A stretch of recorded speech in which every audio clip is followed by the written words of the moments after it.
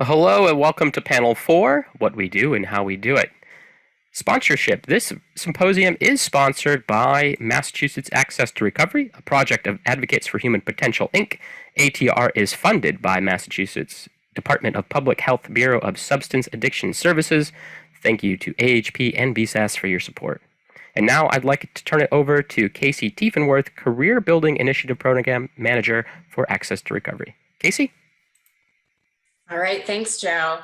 I know I, for one, have been looking forward to this session all day. We're going to take a deeper dive into the Access to Recovery program with a presentation from Rebecca Starr. And then we're going to hear from two ATR graduates, Israel Rosa and Tim Muse. I will introduce them after Rebecca speaks. So to start us off, Rebecca Starr is the project director of the Access to Recovery program. Rebecca was brought into Advocates for Human Potential to run Access to Recovery in 2010. As a reminder, ATR is a project of the Massachusetts Department of Public Health Bureau of Substance Addiction Services and is funded by the Substance Abuse and Mental Health Services Administration. Rebecca, do you want to take it away? Hi, everyone.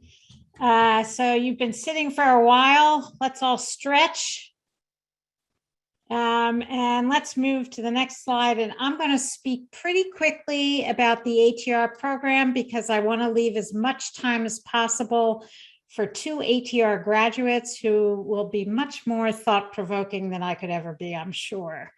So just generally, what is ATR? It started, many of you may have heard about it. It started as a federal program through SAMHSA, which is the federal department responsible for substance use and mental health policy and funding. It was originally across many, many states. At one time, there were 30 states who had ATR programs. There were 4 rounds of funding, and each state decided for themselves how they wanted to create and target the program and customize it for their local needs.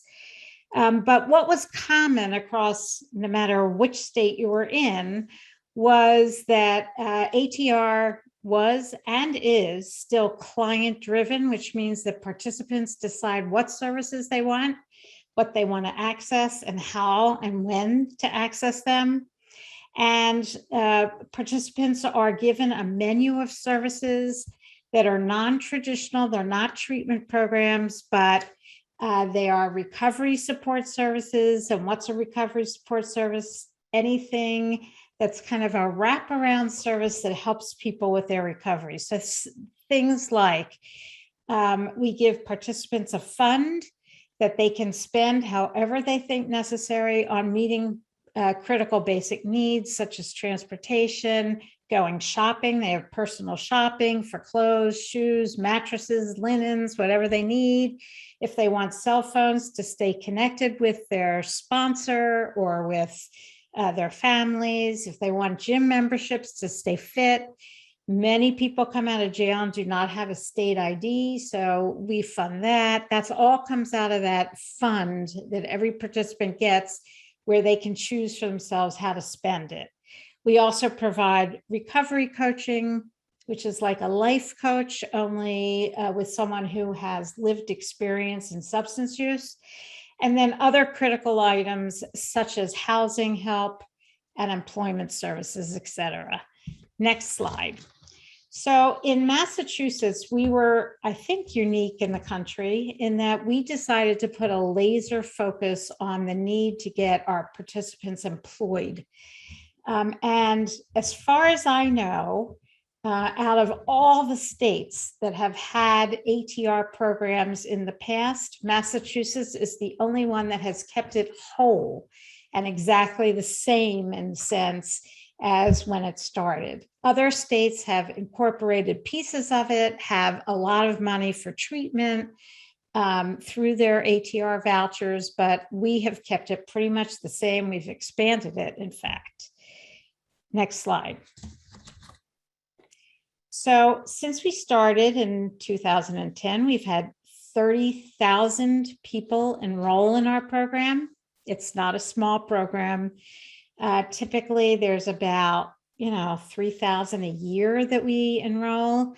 And The average demographics are mostly male, mostly white, around age 40. 60% have high school diplomas, 40% do not. The vast majority, 91%, don't have any employment when they start ATR. Half of them do have kids. Half of them do receive some kind of public assistance when they come into ATR.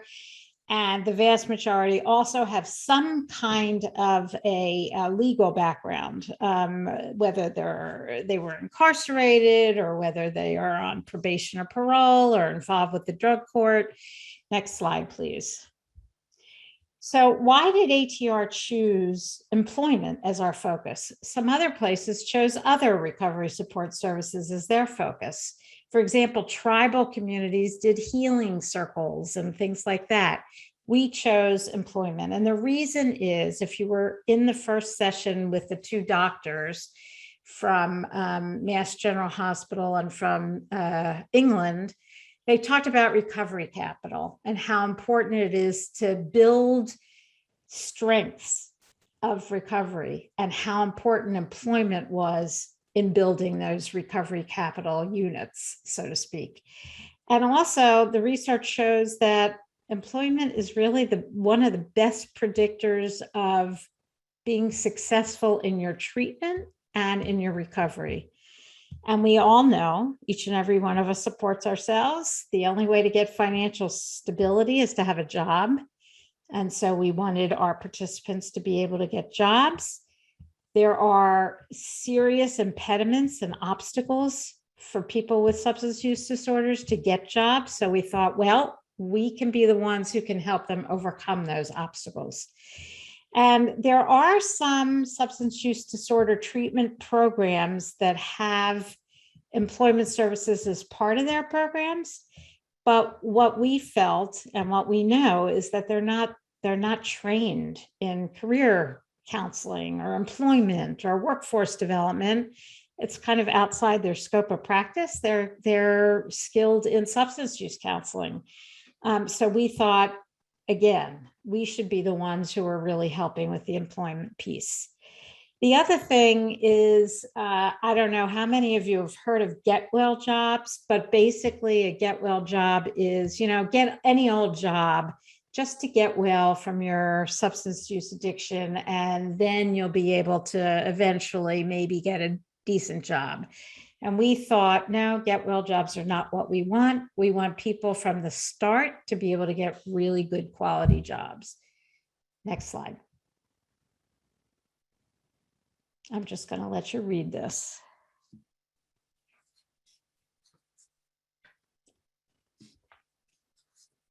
I think that says a lot. Next slide.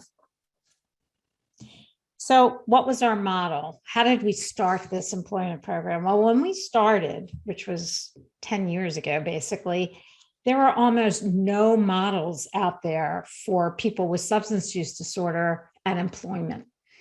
And so we had to look at all kinds of other models and see what could we gather from them that we could apply to us. And so we used the federal work study model. We used the Department of Veterans Affairs GI Bill, apprenticeship ideas, supported employment ideas, and the IPS model.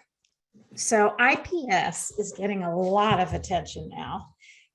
Federal agencies are running symposiums and conferences and webinars and expert panels in IPS. And we wanted to let you know our ideas about IPS and how it does or does not meet our needs in ATR. So first of all, just so you know, IPS is a model of supported employment for people with serious mental illnesses, such as schizophrenia, bipolar, serious depression, and so on. And IPS helps people living with those serious mental health disorders work at regular jobs of their choosing.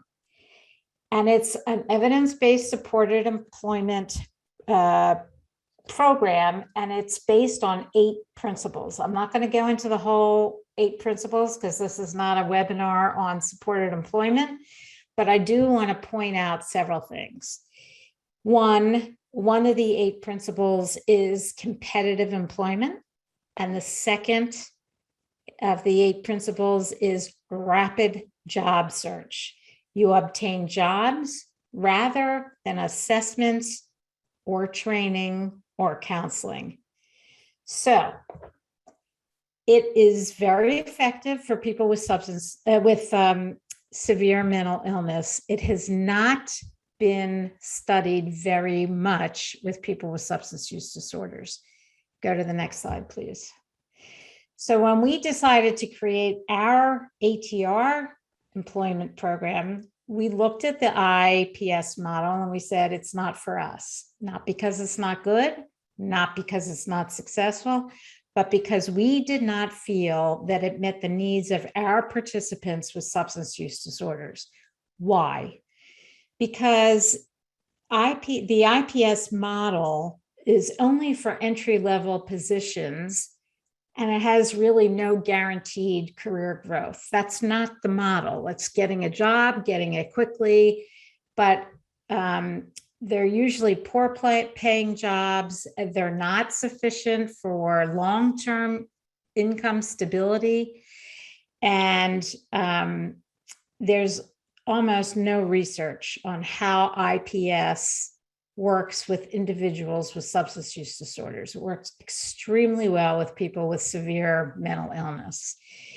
The other thing that we noticed about the IPS model was its goal is rapid employment, and it has very strict rules against any kind of assessments, against any kind of job readiness, and against job training. So we decided in our program, in our ATR program, that we were going to have to start from scratch and design a unique, never tried before model that we created. So we developed what we call the ATR Employment Service Program, or the Career Building Initiative, or some of you may have heard of CBI. The underpinnings of our model is that we have to get people to work, but we have to do that by recognizing the myriad of complexities that people with substance use disorders bring to the table. Next slide. So we believe very strongly that we're not just getting people a job, we are getting them ready to enter the current labor force in 2021, and we have to make them as marketable as possible for the 2021 labor market. So we have 2 pieces to our employment program. One is a 3-week job readiness training program called Path to Empowerment, which if you were in one of the previous sessions, you heard from Ramona and Doreen about this program. It's a co-developed 3-week curriculum with our workforce system, our American Job Centers, which in Massachusetts is called Mass Hires. And we also have, after they finish that 3-week job readiness training, they can move on to an occupational specific job training. And we have many of those options available. We have training in HVAC, refrigeration, culinary, food service, commercial cleaning, hospitality, customer service, carpentry, personal fitness, office support, truck driving, and an introductory IT, along with some other training programs next. During their job training program, they have a lot of wraparound supports, including all that basic needs assistance, which I told you about before, access to recovery coaches, sober home rent, and our ATR coordinators who support them through the whole program. Someone asked in the chat how long the programs are. Well, the shortest is the 3-week job readiness training program, and our longest is close to 6 months of occupational training.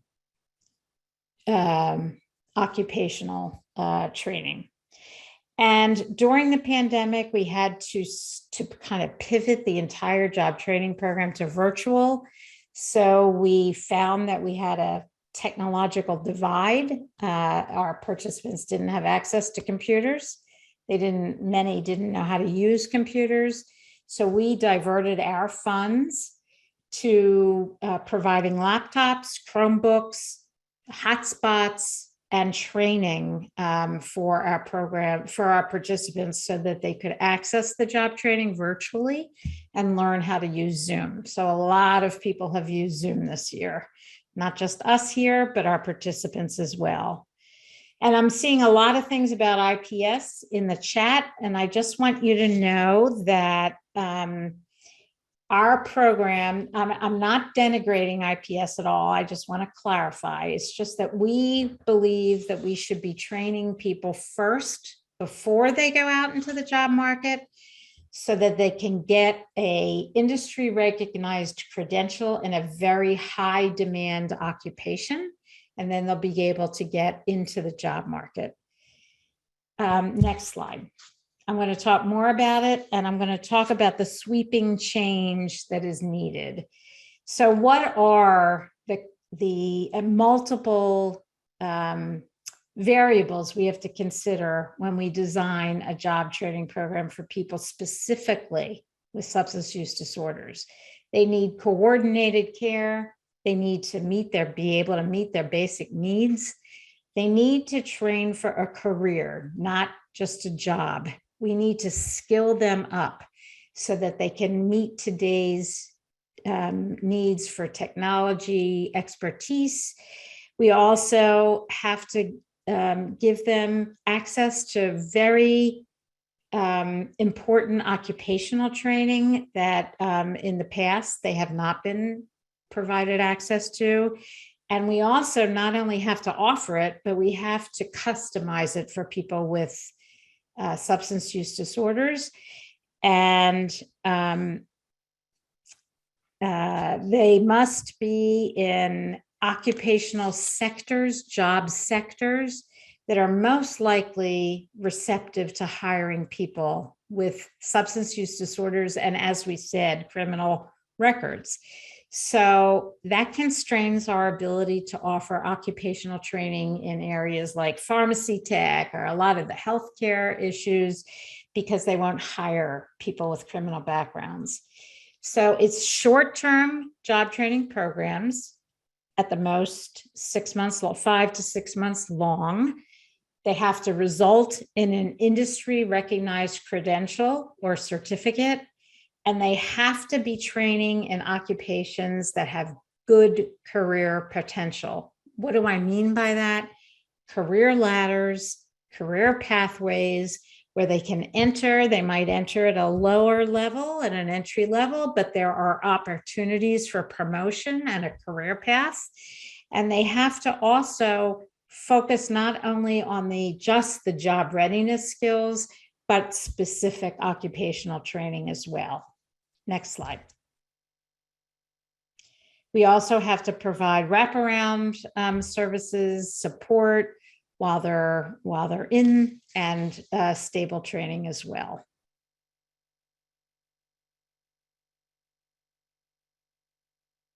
We don't want people to cycle in and out of jobs. We want people to be trained for specific careers, for specific occupations. And we also know that a lot of our participants come in on SSI or SSDI.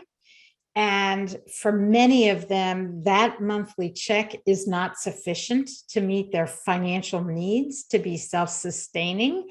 So we also want to help them be able to get perhaps part-time jobs in addition to their SSI or SSDI that perhaps could move over to full-time jobs, so that they can sustain themselves financially going forward.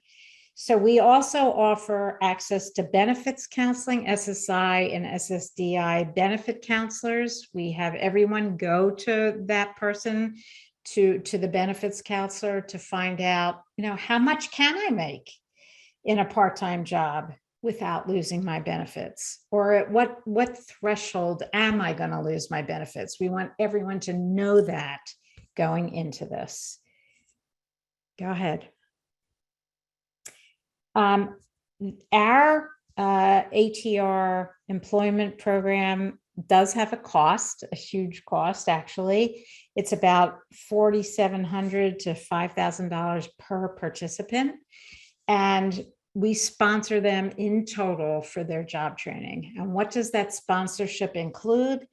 It includes paid in full tuition while they're in our program, any kind of cost for their technology needs while they're in that program, access to the Chromebook, the headsets, the hotspots, and so on, any books and supplies they need while on our program.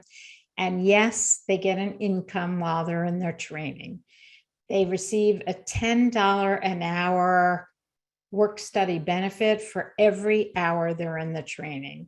And we do that so that they can concentrate on the training and not have to worry where their next dollar is going to come from. We also offer an opportunity to pay for their sober home living while they're in the training, stable housing and a sober home. And so the whole sponsorship amounts to about $5,000 for the job training. Also, while they're in the job training, they have access to our constellation of services, which is access to recovery coaching, access to the basic needs fund, which includes transportation to get back and forth to the programming, and access to our wonderful ATR coordinators who are the care coordinators of everything that they get while they're in ATR. Next, please. Rebecca, this is Joe. I just wanted to give you your 10-minute warning. Okay. All right. Let me talk very quickly. What is required in order to drive the systems changes that we think are necessary to help people get into very high quality jobs in specific occupations? We have to have collaboration between the SUD treatment programs. We know that sometimes employment is not seen as the high priority in treatment. Sometimes, treatment views sobriety as their top priority before looking into employment. And also, they have very strict rules and regulations about how many counseling sessions they need to have and what the hours are. And so we've had to drive systems changes within the actual substance use treatment system. Next slide. You've heard already from our workforce systems about how working with ATR has changed how they approach, how they educate their staff about substance use treatment, and how they become more trauma informed. You've heard from Vinny already from Bristol Community College about how working with a community college has really customized their programs and changed how they work with the substance use participants. They changed from a semester-based program to a customized, much more redesigned, tighter, shorter time framework. And then with employers, we have to develop recovery-ready employer systems, as our last session talked about. And they have to become informed that people in recovery from the margins of our society are really an untapped, wonderful resource to fill their open positions. And they need to become much more receptive to hiring people with substance use disorder. So what are our results? Some of you have asked for them. Our job training, we have pretty spectacular results. It's at 87% completion rate in our programs, which is extremely high. The people who are in ATR that attend those programs attend 95% of the hours, 96% meet their objectives, and 96% show positive engagement throughout the course. Next slide. What was the change from the time they started ATR to the time they completed ATR? A 725 increase in employment for those that went through our job training, as opposed to 273% who chose not to go into our training. They still had positive results, but not as substantial as the ones who did go through our programs. Next slide. What was the change in earned income from the time they started ATR till they finished ATR? An 867% increase between the enrollment and discharge, as opposed to people who did not go through the job training program. Still a high percentage of employment increase, but not as substantial as if they went through the CBI program, our job training program. So I'm going to leave you with a quote, and I'm leaving you hopefully with enough time to hear from two of our ATR graduates who went through our job training programs. You'll hear from them why they thought ATR's job training programs were so wonderful. But let's be quiet and read this, and then I think Casey will introduce you to Timothy and Israel.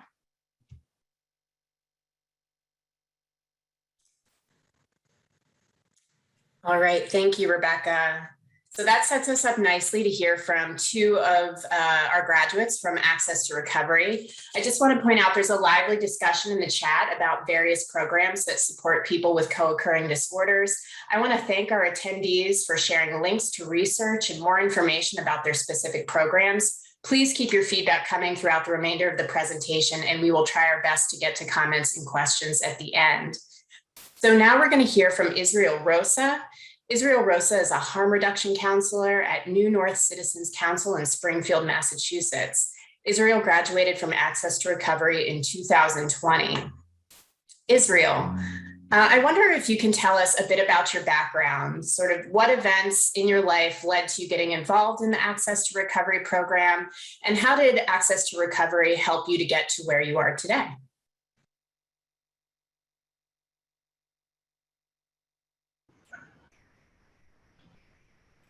In Israel, this is Joe. You'll need to unmute and turn your camera back on for us.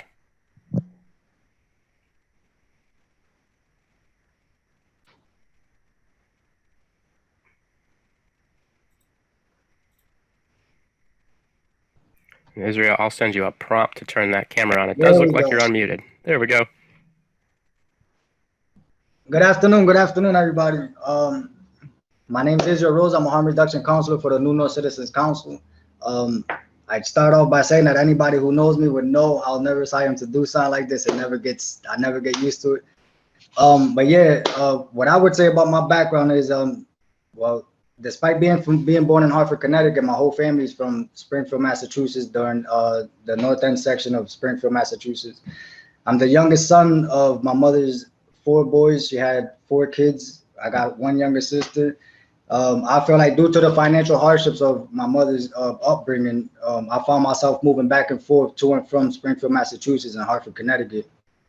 My biological was never around. It was his choice. As a junior, my dad, my senior, was around until about 10 years old. After the breakup with my mom, I'd go to my dad's house every weekend, and that was my introduction into substance use, as my dad's house was always about parties, and I was introduced to witnessing people using substances, cocaine, drinking, smoking. So after the breakup with that, I was introduced. I was about 10 years old when I had my first drink and my first smoke of marijuana, as my stepbrother was older than me. So me being 10, he was about 13 years old, so we'll just go and we'll steal beers from my brother, my dad, while they're over there in the kitchen. I feel like by the time I hit puberty, I was drinking 40 ounces of St. Ives and mimicking rappers on TV. You know, I thought I wanted that lifestyle. And for the most part, I feel like I encouraged myself to motivated myself to engage in that lifestyle. And I would say before I knew it, I was 18 years old and I graduated to cocaine, PCP, legal activities, gang affiliation, and violence. That is a downward spiral. So 2 months after my 18th birthday, I was actually arrested, charged, and sentenced to 2.5 years of probation in Springfield District Court for a number of drug distribution charges. On August 6, 2004, 4 months and 4 days after my 18th birthday, I was arrested and charged alone as one of 2 alleged men who entered a dwelling armed and committed a home invasion, armed burglary, and assault, which violated my conditions of probation. In turn, I ended up being sentenced with 6 months for violation of my probation while I awaited trial for the more serious charges. 3 months into my stay at the Hampton County Correctional Center, I ended up getting a newspaper from a friend of mine, and I soon learned that the second suspect in my case, or partner in crime, was killed in a robbery gone wrong while committing another home invasion, which in fact happened to be directly 1 street away from my actual crime. So I feel like it all goes back into an old saying, you know, you live that life, you either die or go to prison. My co-defendant died 3 months after I was incarcerated for the same charges, and I ended up doing 12 to 15 years for I ended up getting the 12 to 15 years for the armed burglary, with 12 to 15 years rank concurrent for the home invasion, and 5 years probation for the assault. I went in when I was 18 years old. I came out when I was 32 and a half years old. Then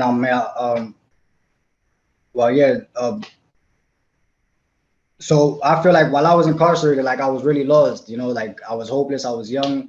I'm coming up in an environment where like violence is the key. Like the more violence you get, the more respect you get, the more people will leave you alone. And while incarcerated, hold on, excuse me.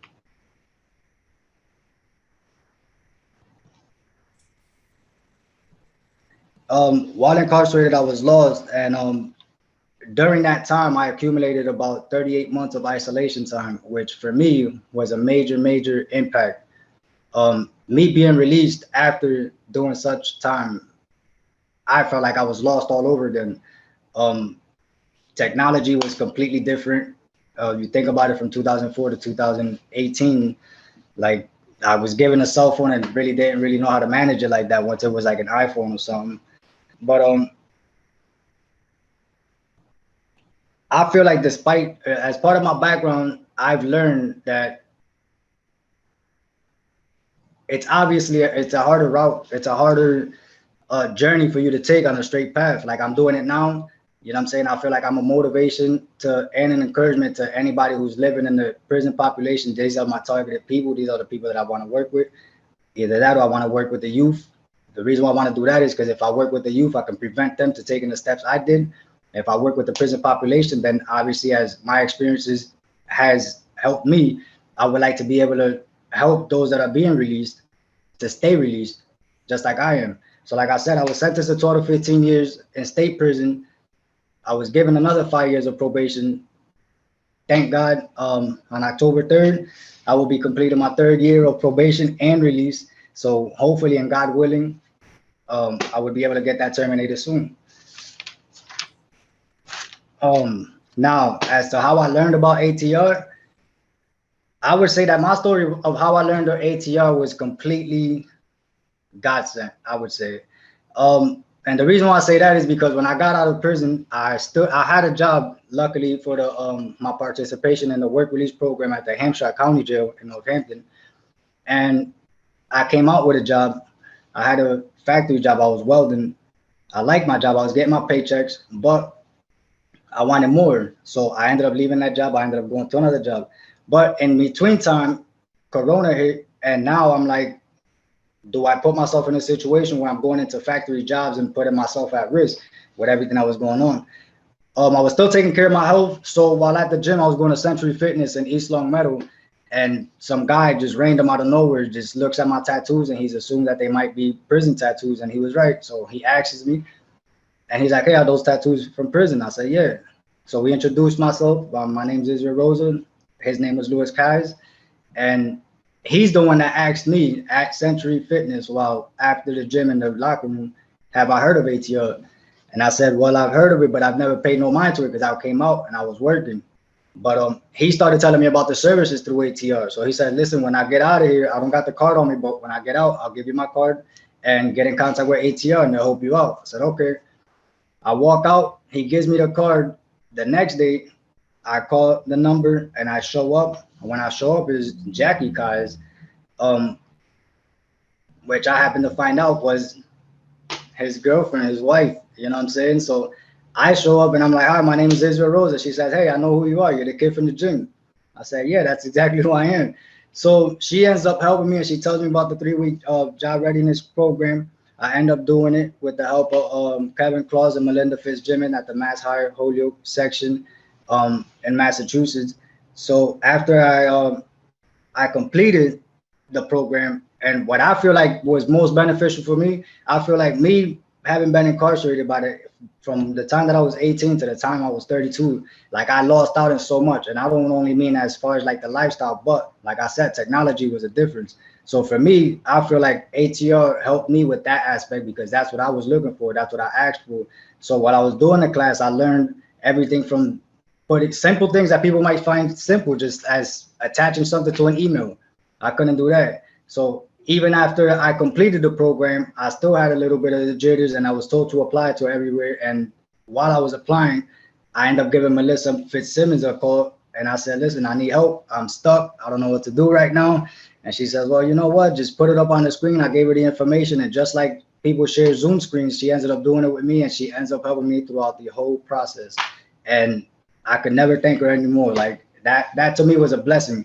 A lot of times you figure you complete a program, you get a certificate, you keep it pushing. I was able to give this person a call back, tell her what my problem was, and it wasn't like, "Okay, let me see when I can get back to you." Like the help was there, the help was necessary. Aside from that, I was also able to take advantage of the financial aspect of the program. Like I said, I was working warehouse jobs. I was working at Yankee Candle. I was late. I ended up getting a speeding ticket. The speeding ticket, I didn't have the money to pay for it because I had a whole bunch of stuff going on. I found myself stuck, and ATR also helped me with the finances to be able to get that out the way so I can continue moving forward.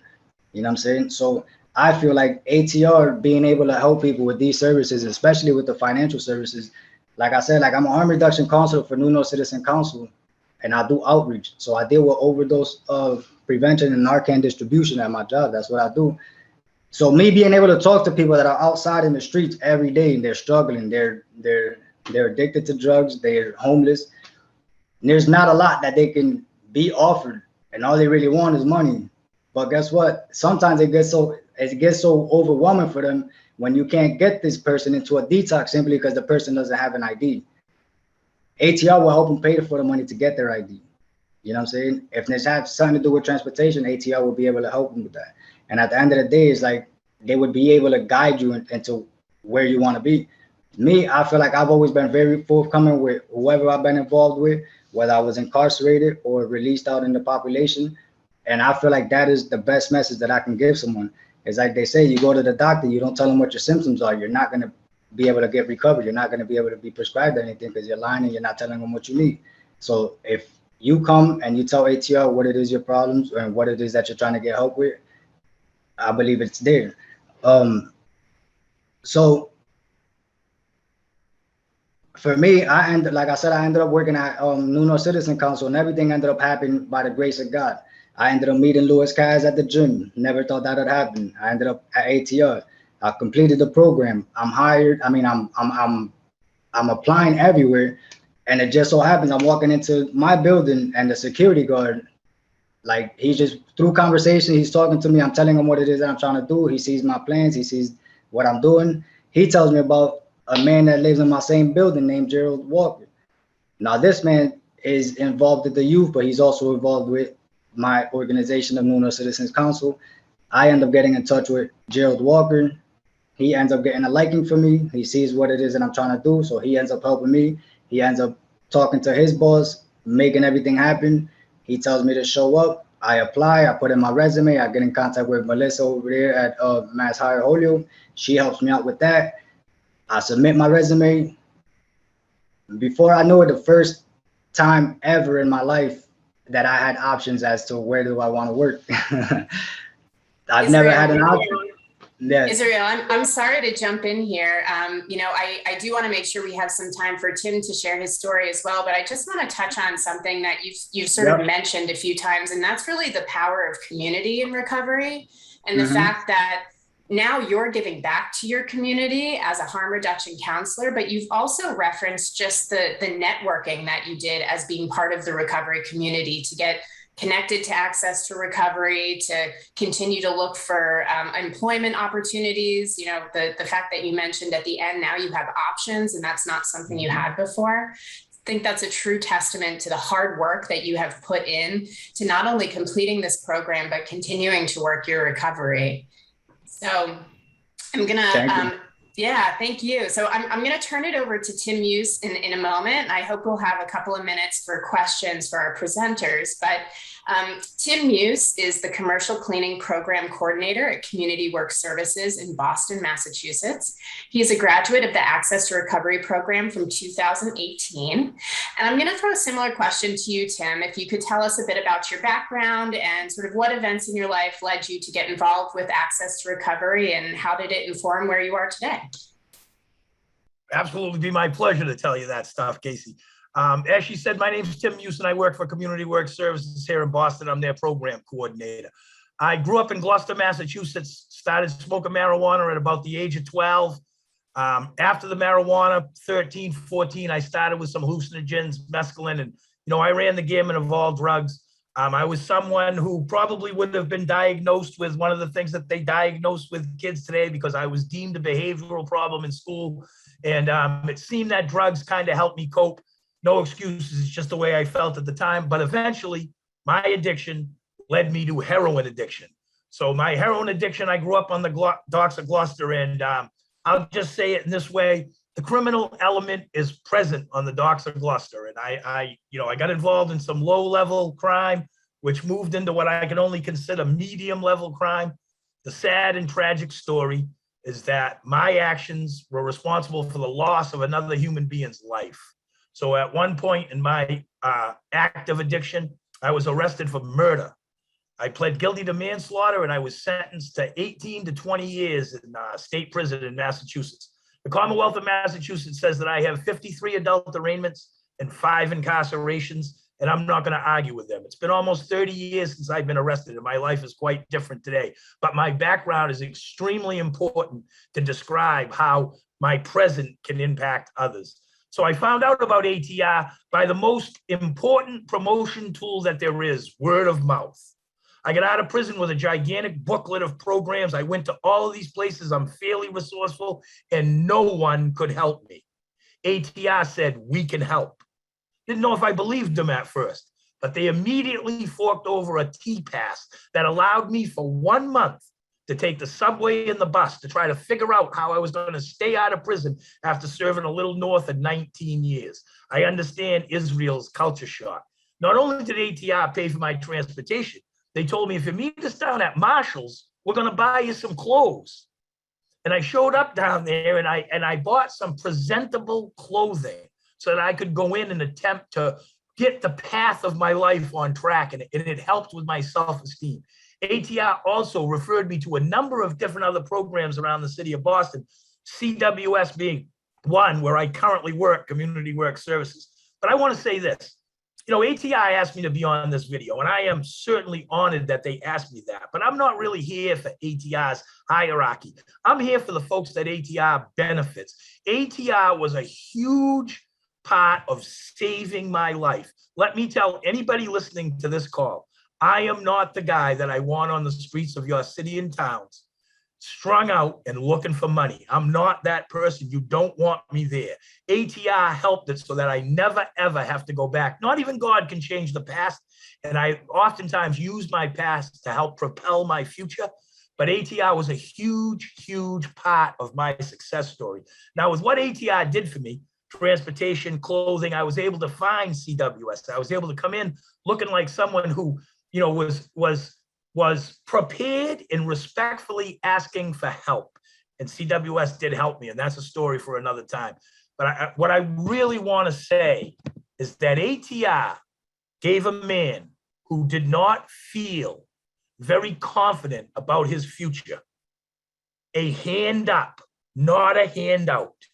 ATR assisted me to do the things that I felt were required to ensure that I did not become a recidivism statistic or a crime statistic.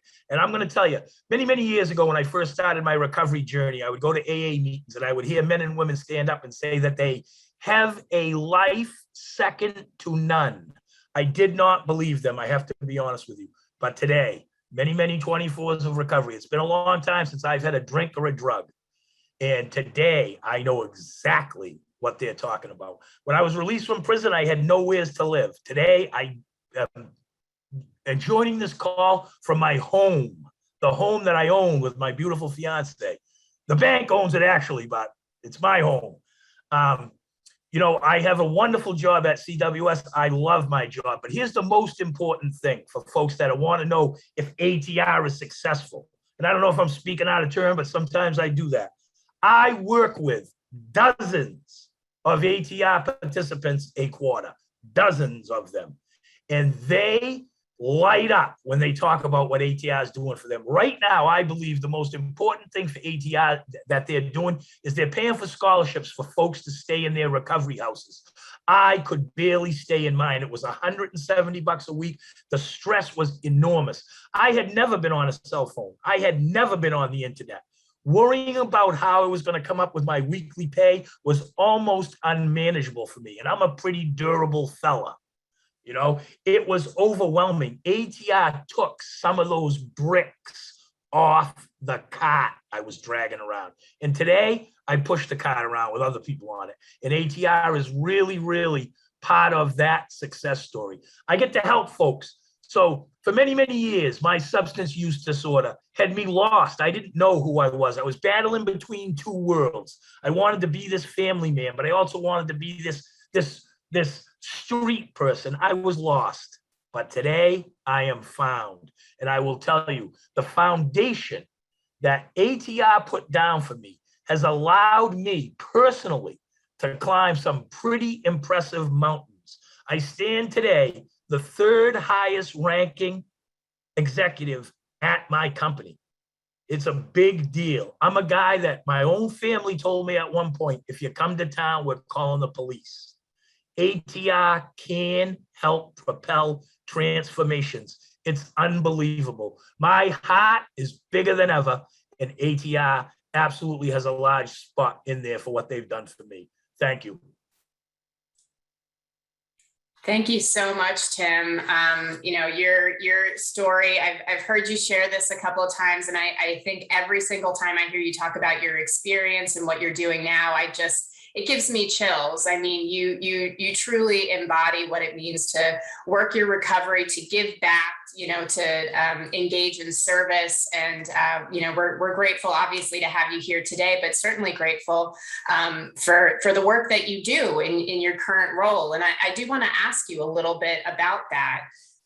You know, you touched on this briefly, but in the job training program that you work for, Community Work Services in Boston, which is one of Access to Recovery's providers, you work very closely with ATR participants. So you see every day people who are in very similar positions to you. I wonder if you can talk a little bit about what that's like to sort of be on the other side and to work with people who were in a similar situation that you were, you know, back in 2017, 2018, when you were, you know, just being released. Sure, no problem. It's absolutely, so for me personally, it is absolutely something that keeps it very fresh for me. You know, it keeps it fresh where I've come from, where I've ended up. And, you know, it is really, really important, I believe, for programs like mine to have folks who can empathize, I empathize with the folks coming through the door. I don't have sympathy for them. I don't feel bad for them. I empathize with their situation. And I believe that that is an important element of what we do in continued care and continued services. I see the questioning eyes when they come through our door. There's a lot that they want to talk about. And what we do and what I've learned through my path in recovery is to try to make people comfortable by letting them know, I get it. I empathize. I've been there. And that is super, it was super important for me. But I want to say this, Casey, because I was remiss in not mentioning this. One of the things that ATR did that also built me up was the way that the ATR staff treated me. Now, Casey and Rebecca, I have worked with you on a professional level. And I have to say, from day one, you've known my background, and I have had no inkling, no whiff of you guys ever questioning my professionalism or what type of human being I am. And you have no idea how far that goes for me. When I went into that coordinator's office on 99 Chauncey Street in the Chinatown in Boston, my first experience with ATR, he treated me with the utmost respect and empathy. And I have to say, that goes a long ways, and ATR is in that game. They're in the respect and empathy game. They get it. And, my program is an awesome program. And personally, for me to help other ATR participants, it benefits my spirituality more than I could speak about in this short period of time. But to be able to help them, it makes me feel like I fit, Casey. I'm no longer that square peg in the round hole. I have a purpose, and ATR helps this human being find his purpose. Thank you so much, Tim. I just want to point out, I've been, keeping an eye on the chat here, and for both you and Israel, lots of congratulations coming in, lots of support, lots of thanks for sharing your story. I know it can be difficult, especially on a platform like this where you've got a couple hundred people present to sort of share some of the more challenging, events in your life. But I think it's really important. We talked earlier in the day, the importance of ending the stigma around substance use, the importance of highlighting the strengths of people who have a history of addiction and then moving into the workforce, how important it is to have them be a part of the workforce. And not only are both of you embodying that because you're doing the work that you set out to get trained in, but you're also helping others. And I think that's one of the biggest takeaways for me here today is that we've got two graduates here with us sharing their stories, sharing their experience, but also sharing that they have reconnected to the community and are now helping and working with people who were in very similar situations to their own.